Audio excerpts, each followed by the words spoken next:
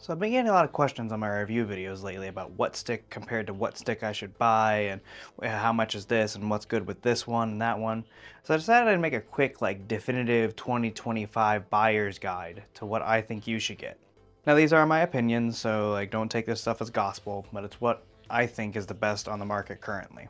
So we're gonna break it down into three price categories. We got budget, mid-range, baller. And again, there are lots of other fight sticks that fall in these categories that are good sticks. These are just the ones I think that are the best in those price categories. So starting with budget, that 50 to 150 range, we gotta start with the king, Hot 42. There are a lot of options in the Hot 42 line, but the one that I prefer the most is the T16 or T14 or 12. They come in different button categories. It's about 80 bucks before shipping. You can get it on Amazon in these two different color patterns. I suggest the clear one because with the clear one, you can actually do art on the front and the back of it and art inside the buttons. So relatively high customizability with swappable key switches, art and everything. The main weakness of the T16 specifically is the C port. You're gonna hear me talking a lot about C ports this whole video. I'm not a fan of C ports, but the T16 C port is known for failing.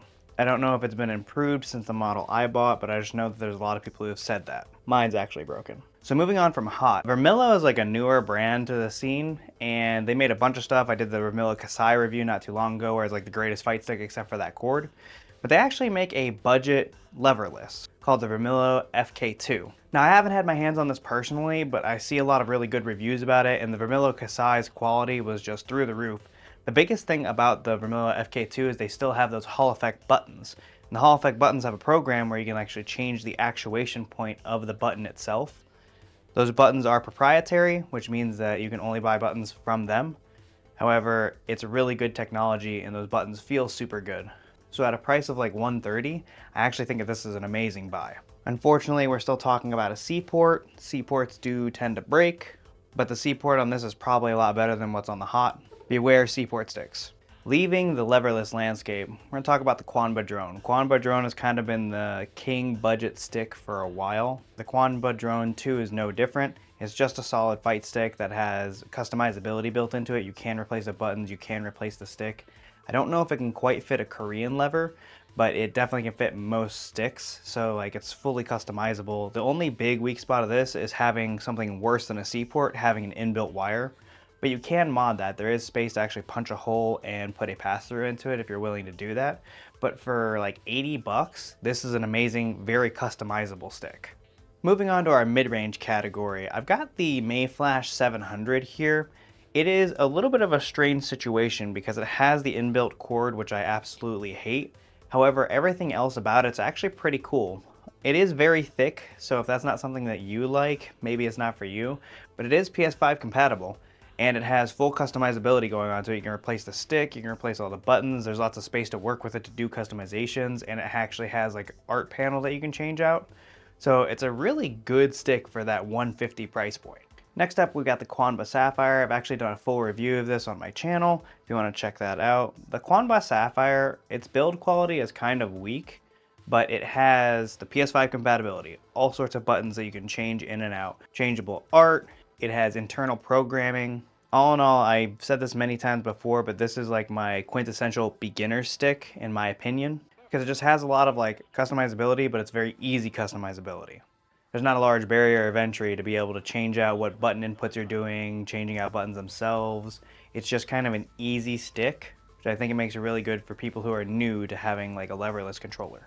The last controller I have for this mid-range price point is actually that Dio company. They apparently also make leverlesses. So they have their arcade stick, which you may or may not be seeing in a minute, but they also have leverlesses that are all metal bodies. Now I know on the screen it's under the $150 price point, but the shipping's pretty outrageous. It's $40 because it's coming from China. So I put it in this category because any model that you get, it's gonna be a $40 shipping fee. Largely, I think that's due to the weight and the distance it's traveling because those sticks are 7 to 10 pounds. They are incredibly heavy. But they do have extremely high quality and they feel super good. But if you're looking for a really heavy but thin-ish leverless controller, this is definitely for you. And now we're in our baller money pants McGee stage. So I've actually got 4 controller recommendations in this category. I've actually got 2 leverlesses and 2 traditional arcade sticks for you. So I'll start this with the OG leverless, the Hitbox Ultra. This is my main controller right now, so I've got some heavy bias. The main things that you really want to take away from whether or not you want to buy this is it's super thin. It's like about an inch thick, but it still has traditional arcade buttons. These are the proprietary hitbox buttons. We can actually fit the smaller arcade buttons into this stick. So it's rare to have something that's thin, but also customizable. It also has the easy hot swappable motherboard for your extensions, meaning you can pretty easily and pretty quickly on the fly change out what these extension buttons do with something that's like physical and tactile, which is something I prefer. So there's a lot of like unplug the remote, hold a button, plug it back in to change things that happens with the newer controllers. That's a pretty good system. I'm not gonna complain about that. It's more that I don't always know that it worked until I actually start playing on it. So I like having a little switchboard in here personally. The next thing I want to recommend is a brand, not so much a single device.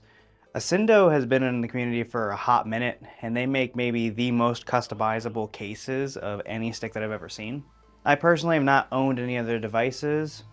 If you see this Ascendo, guys, and you want to send me something, I will review it. But a couple of our locals have these sticks, and they are so high quality. They feel super good. They have handles. They have customizable strap things. You can change out button layouts. The golden lever that they made is godlike. I just can't sing the praises of this device enough. They do make leverlesses, and they actually make their own joysticks and things like that, but the real selling thing for me is that V case, that customizable cool white and gold V case that they make. That's the thing I'm talking about. That's the thing I think that you should consider buying. But really all of their products feel amazing, at least from what I've gotten to mess with and test with at locals. Back to just leverlesses, Vermillo is kind of cooking.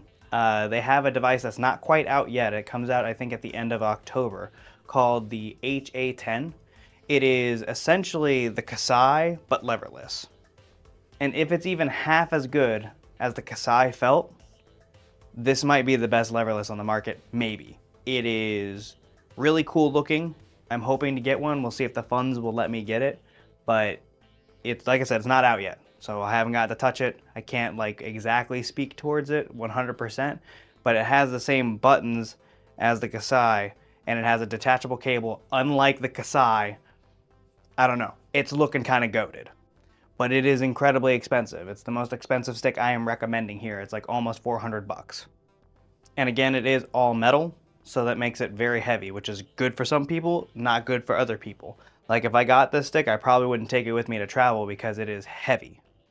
And speaking of all metal, the Dio-Io arcade stick is a strong contender for my favorite controller I've touched this year.